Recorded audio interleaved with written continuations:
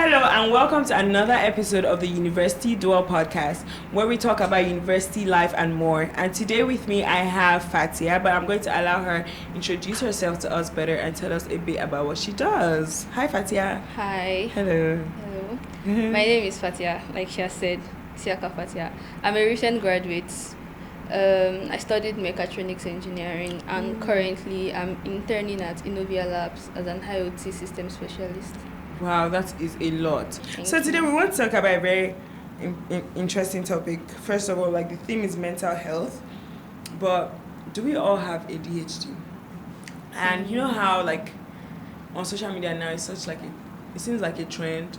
Everyone's like, oh, my ADHD won't let me do this, or I have ADHD. Do you think that people are, first of all, substituting ADHD for indiscipline, or it's actually like a very prevalent problem that a lot of people have, and because we're now more aware of it, we can now identify it?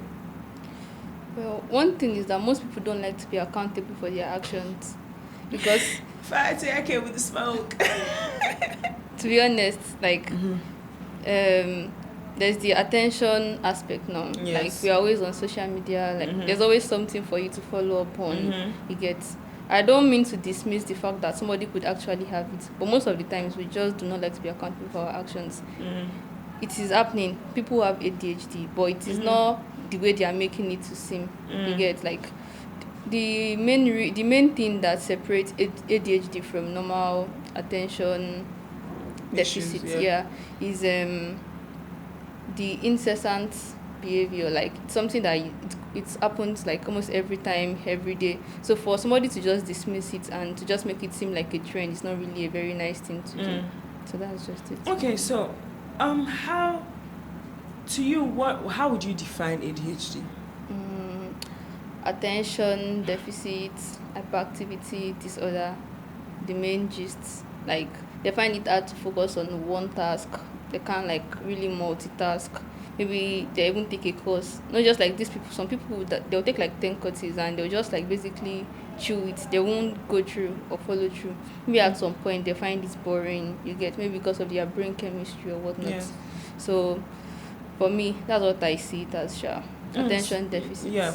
And so the thing with ADHD is that first of all, it's a very broad spectrum, just like everything, like in mental health. And I think that it expresses itself with different people. So for example, people that have ADHD find it hard to settle down and focus on one thing. They're usually very multi-dimensional people. That's why a lot of people that are creative inclined probably have ADHD. But the gag is just like every neurodivergent everybody on the neurodivergent spectrum, like with autism and whatnot, once they have that one thing that they like, they hone in on it. So like, for example, I was in therapy, I think it was 2021, and I was diagnosed with ADHD, and I think that was very eye-opening for me because it helped me to understand a lot of my patterns, a lot of the things that I thought I was just being lazy about. I was just being like, I just couldn't even understand like why my brain was the way it was and why I acted the way I did. And so for example, for me, I do tons of stuff. I wake up one day and I decide that, you know what, today I want to start drawing. And for the next 3 months, I'm going to draw, like I can draw 6 things every day. And then after the next 3 months, I don't care about drawing again. I want to start making music. And for the next like 6 months, every single day of my life, I'm making music and I forget that and then I go to something else. So I think that as much as I agree that a lot of people don't want to take accountability for their actions, and you don't have to be born with ADHD to have like an attention problem, but ADHD is more than just having an attention problem or being indisciplined. Like it's way deeper, and your brain chemistry is not like that of another person. But however, I think where the problem for me lies is the fact that it's like how people say, oh, I have anxiety or I have anger issues. That's just how I am. What are the ways that you can evolve outside of these issues and become a better version of yourself, if you get what I mean? And also to survive a society that is not it's not curated for you. So like the world isn't made, especially in Nigeria, isn't made in a way to cater to ADHD, people living with ADHD. But if you, so for example, if you had a friend or you met someone that actually had ADHD, what ways do you think that you can help the person integrate well into society? Okay. Like you said, you underwent therapy. I feel like therapy is very underrated, and our society, we do not like cater for it. Most of the times, people don't even care about their friends that have like mental issues or mental problem. They just like, this one has come again. You're not the only one that have a problem. Like, suck it up, get over it. If my friend had like ADHD, I would try my best to be like very supportive. Like, if they want to pursue different hobbies, different interests, they want to explore different career paths, I'll definitely be supportive. But I'll make sure that I let them live in reality, in the sense that if they can afford it, because some things, they are like a luxury. Somebody that is like suffering, that has not eaten, cannot be like, I want to buy ADHD meds. You understand? Apart from the ADHD med, maybe like now they are stuck with a job they don't like. They want to like explore something else now. But like, I will not allow them to just leave it and just jump out of it without having like a safety net, you get. So I'll try my best to be very supportive and keep them grounded. Yeah, absolutely. Because like, you have to be grounded. Like, you have to like have specific things you want to achieve in life. Even if you want to like explore different options, of course you can by all chance do that, but still you have to be grounded. I find that very interesting. I find that very true. So for example, when I was diagnosed, I didn't want to go on meds because for personal reasons, I just have an issue with people trying to treat. Let me not put it that way. I just didn't want to go on meds because I didn't trust that I wouldn't be addicted to them. Let me just put it that way. But I then started to do a lot of research and also starting to understand my mind and how I could not necessarily rewire it, but help it. So for example, part of it is that I forget everything. Do you understand? And so, just like anybody that has like a normal brain, we all forget stuff. So you could say, write stuff down. But because I have like ADHD, writing stuff down isn't even enough. So I started to buy sticky notes. One good thing for me, like with mine, is that I thrive in chaos. So if, for example, I love going to the markets, especially clothes markets, because my brain kind of settles when I'm seeing a lot of things. So when you go to the market, you're seeing different colors, you're seeing different fabric types, you're just seeing different patterns. I'm in my happy place. If you take me to a place where it's just one color, I could lose my mind. So for example, for me, as opposed to just writing notes, I will get sticky notes that have different colors. And then with those sticky notes that have different colors, I'll get pens that are also different colors and then write it. So by the time I paste it on my board, it doesn't look so straight-jacketed, and that kind of helps me jump from things to things. I also think embracing it for what it is, because it's quote and unquote a disorder, but just with every quote and unquote disorder, you have, I don't want to call it benefits, but there are some strengths that you have that other people don't. So for example, I'm a very multifaceted person. And so more than the average person, I can do a lot of things, even at a very high level. And so what I try to do as well is I try to embrace my hyperfixation stage. So one day I realized that I could draw. I went like straight 6 months, straight 7 months. All I'm doing is drawing every day, as opposed to the average person who draw 1 or 2 times a week. So that helped me at a rapid stage to be able to be a better drawer, and just with the other things that I do. But let's divert a bit from ADHD and just talk about mental health in general. I remember in school I struggled a lot with depression and a bunch of other stuff. So how do you, like, first of all, do you think the education system in Nigeria is tailored in a way that considers people's mental health? And if not, what do you think are the ways that it can evolve to do so? Doesn't consider anybody's it doesn't consider anybody's mental health at all. Like there's not even really space for you to even like express yourself.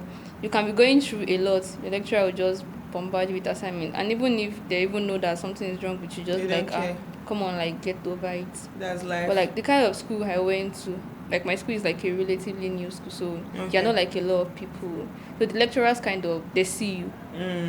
So I feel that was one thing. Like even in school, Like, you definitely struggle a lot. And I used to tell my friends that even those people that are getting low grades, it's not as if they want to have low grades. Like, people are really going through a lot. Yes, absolutely. And one thing that helped me when I was in school was that, like, my lecturers actually saw me. So it made things okay. But, like, not everybody has that privilege. Sure, you get. So I'm like, I don't know what we can do. Maybe G and C, guidance and counseling unit, you get. Maybe if you can, like, have therapists in the school. In schools, absolutely. That, like, you can always reach out to them, and they can always, like, if there's an issue that is wrong with you, they can maybe pass it to your lecturers, and they would know a better way to manage it and all of that. Because, like, my course advisor kind of served as a counselor for us. So if you notice that something is wrong with you, you're not focusing well, he's going to call you, have a conversation with you. And when he actually came to our school, like, things got better for my department. Like, people actually, like, got better. Like, anybody that is going through issue, it's somebody you can reach out to. Get anything, he will help you.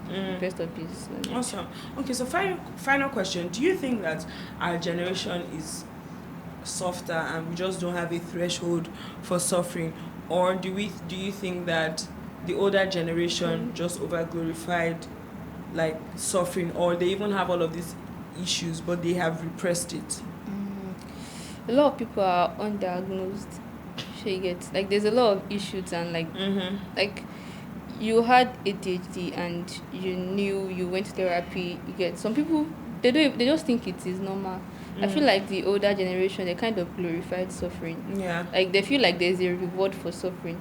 But one generation, we know better. There's no reward at all. There's no, if you can afford luxury, like, just do it. Anything that can make life better and easier, we just go for it. It's not as if maybe we are being lazy or not. We just know, like, this try and error from their generation, we've seen that it did not really work out.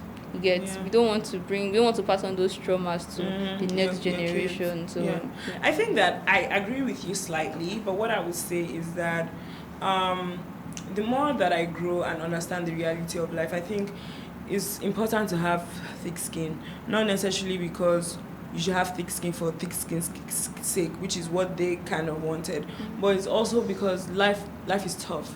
Life is going to throw you a lot of, like, curveballs, and you kind of have to know how to dodge it.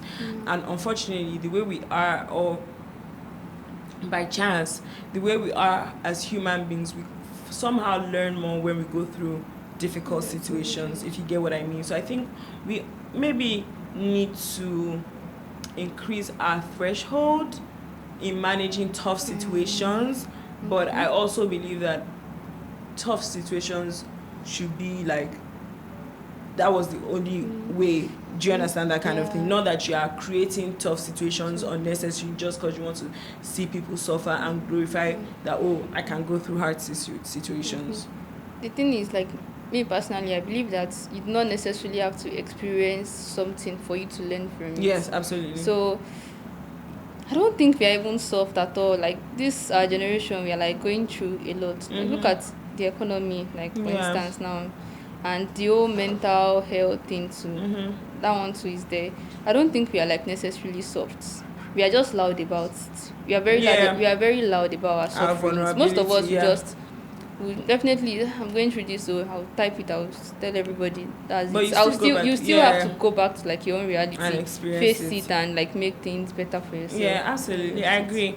And I really hope that we evolve as a community and as, like, a country of people who are more aware of, like, mental health struggles, and we don't use it to, what's that word, to stigmatize people, but actually seek help and get better. Because I think a more mentally healthy, Nigeria is the most mentally unwell place in the whole world. You're right. The more mentally healthy we are, you would actually see a direct line with how our country would grow. Thank you so much for coming on the show. It was really interesting having this conversation with you. Thank you, guys. And that is all on this episode of the University Duel Podcast. See you next time. Bye.